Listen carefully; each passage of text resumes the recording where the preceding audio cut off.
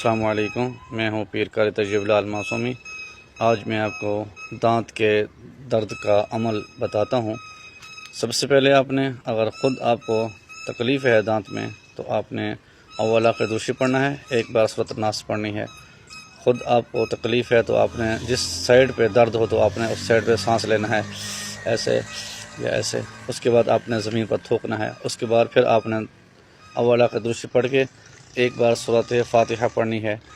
اس کے بعد پھر آپ نے اپنے آپ کو پھونک مارنی ہے اور پھر زمین پہ تھوکنا ہے۔ تیسری بار آپ نے اول آخر درود شریف، ایک بار آیت الکرسی، تو آپ نے اپنے آپ کو پھونک مارنی ہے، زمین پر تھوکنا ہے۔ شرط یہ ہے کہ سورۃ الناس بھی ایک سانس میں پڑھنی ہے، اول آخر درود شریف۔ دوسری بار آپ نے سورۃ فاتحہ بھی ایک سانس میں پڑھنی ہے، اول آخر درود شریف۔ تیسری بار آپ نے آیت الکرسی بھی ایک سانس میں پڑھنی ہے، اول آخر درود شریف۔